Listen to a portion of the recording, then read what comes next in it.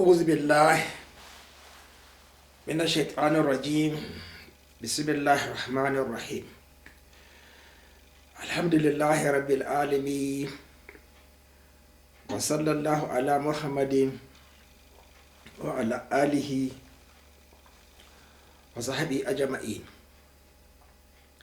In this video, I would like to appeal to the non-Muslims interested in Islam, but are somewhat repelled by the behavior, attitude of the Muslim Ummah. I don't know how many of them follow what the Muslims write in Twitter.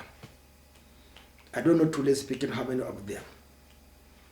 I don't know how many of them watch my video. But to tell you the truth, from my experience from 1977 to I think 1993 or so, I travel quite a lot and I meet non-Muslims. My first one was a Jew in Liverpool, a medical doctor from Glasgow, who came down to Liverpool to relieve his cousin or uncle. I met him in a shop. He asked me questions when I wanted to pay for the shirt I picked. In the long run, we are all doctors. He was pleased with me and he gave me the shirt free of charge. I think in 1993 I was in Japan taking a course on gastroenterology. We used to have coffee break. There are two ladies from Central Europe. We used to sit down together with them, myself and the three other Muslims from, I think one from Malaysia, two from, I think, Indonesia, or the vice versa. They would listen to us discussing Islam. My stay was for 10 working days. I could not believe on Thursday they approached me as I was going to my lessons after the coffee break. They asked me they would like to meet me on Friday for a coffee break with them. A woman, two women from Europe. Naturally, I was a bit perplexed. What are they going to tell me? There was only a smile on eye contact. But nothing, they never spoke. They only smiled when eye contact, and I said, because we sit in one place. So I reluctantly joined them. They served me the coffee. They paid for it. Listen to what they told me. They said they have been listening to me discussing Islam with the colleagues from Malaysia and Indonesia. They said they appreciate the manner I explain Islam. It is soft and penetrating. If they fail to take advantage or benefit from their courses, I think one was doing microbiology, I think the other one is on pharmacy or advanced nursing techniques. They have benefited from one thing, what Islam is about. If I go back to my country, I should remember them and send them books to read. When I went to London, Japan to London, my first port, I think I spent only a night. It was appealing to me. Unfortunately, I lost their cards. They gave me their cards, complimentary cards. But unfortunately, something happened. In the process of probably preparing my bag, I misplaced it. So that's why I am a bit trying to explain what Islam is, not for the Muslims who are hardened, who are harder than rock. You can't convince the Muslims because they don't know. They are not interested. I think some of you must have seen, I don't know that notification is general, but I was so many insults on notification. But the one that I want to discuss with you is, I don't know his name. I don't know who he is, how old he is. You see, naturally one should not bother to reply to illiterates in Islam. But you don't know. In Twitter, we should have age, how old you are as a Muslim, your basic education, what's an education, then 10 books you have read, so that one will have a rough idea of your basic knowledge, because you cannot wake up the dead. You can't awaken up the dead or stimulate a muscle without cell membrane. But we are tolerating a lot, my brothers. Let us keep on. This is what he told me. Don't you have anything better to do than go around criticizing valid opinions? My brother, if your knowledge is so great and perfect, why isn't that the majority view? Now, he doesn't know actually what he is saying. Who can afford to buy this book, including the Arabic ones, Jarh wa Ta'dil? This book is the second one I bought. The first publication was 1977, I'm sure, but then I was in Liverpool and I bought it. This edition is 2002, almost 20 years ago. Professor Mustafa Azami. On page 62, chapter 6, Hadith Criticism, History and Methodology.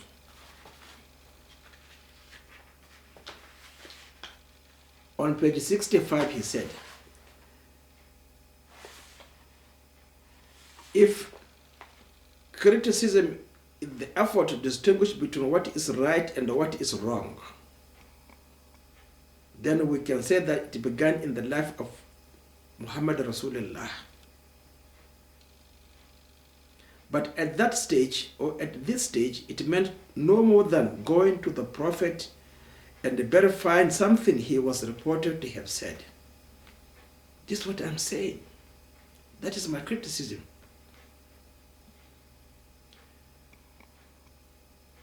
Actually, at this stage, it was a process of consolidation so that the hearts of the Muslims might be at ease.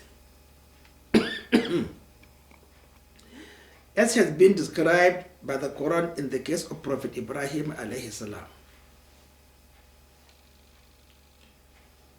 A Sahaba, Dimam bin Thalaba, came to the Holy Apostle and they said, Muhammad, your messenger came to us and told us about Islam and the faith.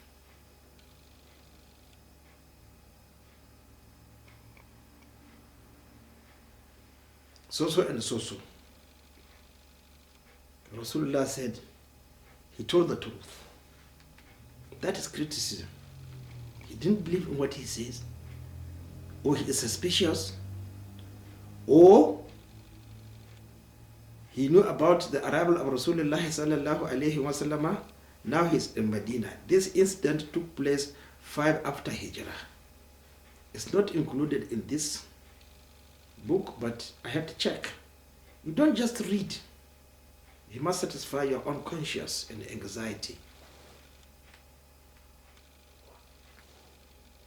Then he said that only Rasulullah sallallahu alaihi wasallam, but after him, the first Caliph Abu Bakr Siddiq was the pioneer in this field. Next came Umar and Ali. Usman is omitted, including Aisha ibn Umar, who carried out criticism of hadith.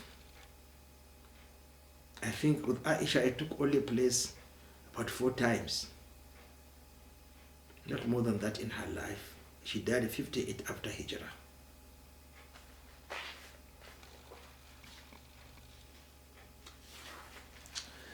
The methodology of hadith criticism, as far as it concerns the criticism of the text, matan, not isnad. I don't like isnad criticism. It's not important. In other words, the documents, the sunnah, not the hadith, have several methods. But almost all of these methods may be brought under the broad heading of comparison or cross-question and cross-reference. That is my profession. I am a physician. I just don't listen to the patient and then believe in what he says. What he says, I look at clinical, physical findings, and then the laboratory helps me in understanding what is wrong with the patient. Here you just say, what Rasulullah says, I agree. Yes, I will agree, but the sunnah is the most important thing, which is unquestionable. But you won't question Rasulullah sallallahu alaihi wasallam, disbelieve in what he taught, the only authority. A disgrace. By gathering all the related materials, or say, all the hadith concerned, not 10 years of as-salat, 8 years of fasting, 2 years of zakat, 10 days of pilgrimage. But I am only discussing on one subject, Iman and as-salat. You have to collect all the Aḥādīth for those 10 years and then analyze them, draw inference, and come to conclusion. Comparing them carefully with each other, carefully. That is the history of Rasulullah sallallahu alaihi wasallam. From the time he left Mecca to the time he left the world, carefully with each other because of variations, circumstances, conditions, simplicity, the mercy of Allah subhanahu wa ta'ala. For example, only once he performed ablution, rubbing or pouring water once. That was in Mecca. Only once during the Tabuk expedition, he performed ablution twice, the rest 3 times. So you have to gather all the ahadith, and you must know the period we call asbab al-nuzul. One judges the accuracy of the scholars. That is criticism. So he must know, he must have read. Ayyub al-Shakhtiyani, a successor, 68 to 131 after Hijrah, says, if you wish to know the mistakes of your teacher, then you ought to sit down with others as well. Definitely. Look at the Saqifa. What happened? How many were there? I think about 80 or 100. Ṣaḥābas. they all came to conclusion that Abu Bakr is the one most fit to be their leader because he led them in the obligatory prayers. That was the teaching of Rasulullah sallallahu alayhi wa sallam. Another scholar, Ibn Mubarak, 118 to 181 after Hijrah, says, to reach an authentic statement, one needs to compare the words of scholars with each other. Look at this. But we just sit down quoting Abu Hanifa and others.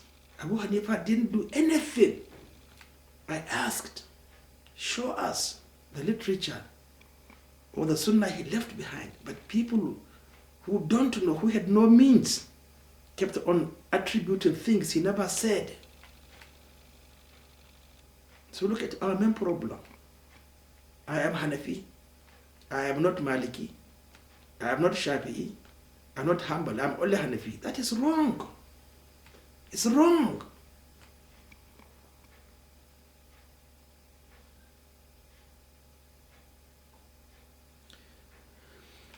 For an understanding of the full implication of the method, I begin with the 3rd century scholar Ibn Ma'in.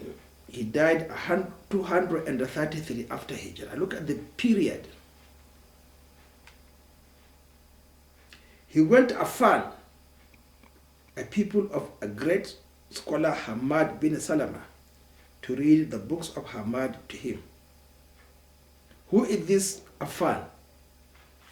Not clearly mentioned, but to help to get who he is. You are with him. You know him very well. He is Affan ibn Muslim Safar. He died 220 after Hijrah. It's not included by Professor M. Azami, but I'm curious. I'm not a muqallid. I have the means to buy other books to read. Affan asked him whether or not he had read those books to any students of Hamad, upon which Ibn Ma'in replied, I have read these books to 17 students of Hamad before coming to you. Affan said, by Allah, I am not going to read these books to you. Ibn Ma'in answered that by spending a few dirham, he would go to Basra and read there the students of Hamad. You need wealth. You had never bought a single book. You even cannot afford to pay for learning Arabic, basic Arabic language, probably for a year or 2 years, or even 6 months. You have never bought a single book. How many in each discipline have you bought to read? You haven't done anything, and here you are, disgracing Rasulullah sallallahu alayhi wa sallam, abusing him, scourging him, rebuking him. You have to have wealth. You don't have it, please keep quiet. He went to Basra, from Kufa to Basra. I don't know, probably 1.5 hours flight today.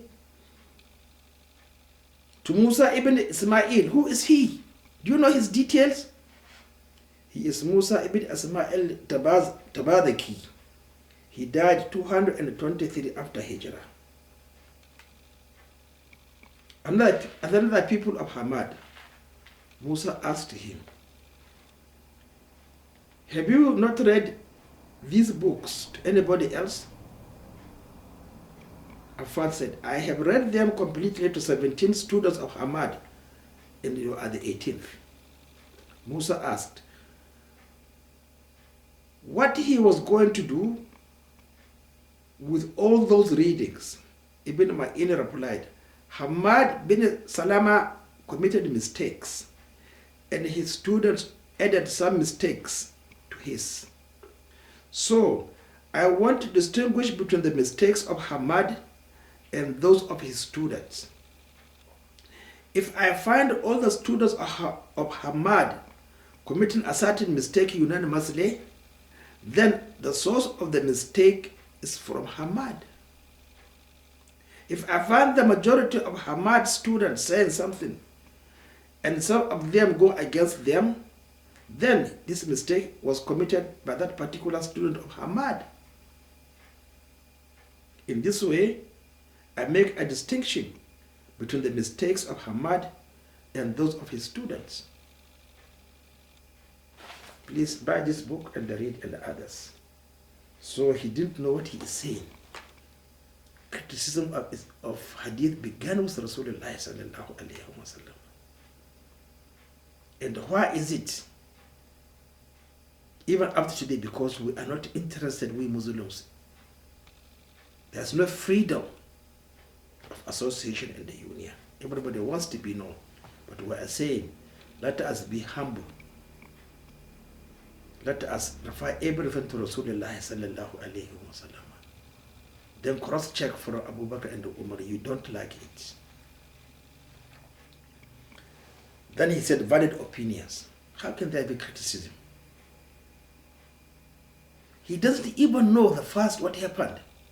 The first 3 days before Rasulullah sallallahu alayhi wa sallam was buried. I wrote a book. There is no ikhtilaf. There's no disagreement. Nobody is buying to read. If I say, tell me that agreement that took place after the burial of Rasulullah sallallahu alayhi wa sallam, you will never tell me. There's no evidence that there was opinion. Yes, there was opinion immediately after he died. But by the time he was buried, I haven't read any opinion. It's a matter of, I know you don't know. And I trust you will never say anything but that which you are sure is from Rasulullah sallallahu alayhi wa sallam. Because of the threat. Whoever said something, I, Muhammad, did not say, that man is building his house in hellfire. You don't believe in that. So there's no opinion. Then he said, my brother, if your knowledge is so great and perfect, why isn't that the majority view? Ittabi'u Sawad al-A'dam. Who are those Sawad al-A'dam? I reject 120,000 Ṣaḥābas except 2, Abu Bakr and Umar. The rest, I do not interested in their ḥadīth. I will reject it. Yes, he said, follow Abu Bakr and Umar. Have you read the ḥadīth? Have you read what the Dr. Al-Adi wrote on the Mawsu'a encyclopedia of Abu Bakr and Umar ibn Khattab? So look at us, disgracing ourselves, arrogance. So it is wrong. Sawad al-A'dam, only 2 of them. Then he questioned again another verse of the Holy Qur'ān, that I am tazkiyin anfus. فَلَا تَذَكُّوا أَنفُسَكُمْ هُوَ أَعْلَمُ بِمَنِ اتَّقَى. He doesn't even know. This is in verse Surah 53, verse 32. Allah said, الَّذِينَ يَجْتَنِبُونَ الْكَبَائِرَ الْإِثْمِ. Definitely, I don't innovate. There's no kaba'ir al-ithmi other than innovation. It's not here referring to shirk, although it's a Medina verse or it's a Meccan verse. But then, yes, exactly. But it says, Inna rabbaka wasi'ul maghfirah huwa a'lamu bikum idh ansha'akum min al-ardi wa idh antum ajinnatun fi butuni ummahatikum. Yes, he is telling us our low base, how we began. Ansha'akum min al-ardi. Look at the smell of the clay. What is that? We should be humble ourselves. Let's accept, let us practice humility. It doesn't know. I am a doctor, I know what embryology is. I have seen abortions. He has never seen an abortion. I have palpated, had seen the kicking, had the fetal heart. He doesn't know anything.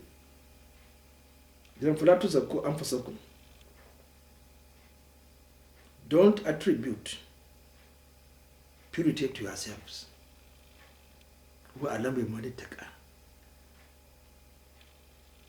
He knows best, Allah subhanahu wa ta'ala. Those who are reviving the sunnah of Rasulullah sallallahu alayhi wa sallam, I am one of them. So he doesn't know even what he is saying. Then he accused me. My friend, we have long lectures on your own YouTube channel. Stop acting like you are perfect. You see, again, accusation. He's accusing me. Commenting on every post as if you are a reviver.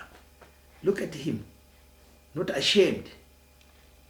I said, revival as salat of the Holy Apostle. Revival as salat of the Holy Apostle. Get 20 Firdaus.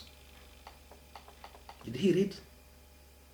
You see how blind, unintelligent, extremism, radicalism, intolerance were exhibiting in Twitter. Please, my brothers, to understand Islam, please forgive as much as you can, but learn to learn Arabic and be on your own. Whatever the Muslim Ummah, 90 to 99% are saying is wrong. Look at him. Every post as if you are a reviver or something. While said Alladhina yajtanibuna al-kaba'ir al-ithmi. I was in Mecca 1983. I came out of Kaaba because I did not agree with the methodology, the way the Imam led us in Maghrib prayer. I didn't complete it. I came out in annoyance. From that year, I promised never to visit Mecca until innovation is removed on pilgrimage. I will visit it. Look at him. And I made this statement so many times.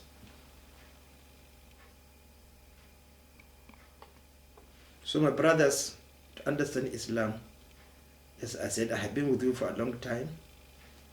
Wherever I meet you, you know. Let me tell you a story again. I forgot. I think it was in 19-something.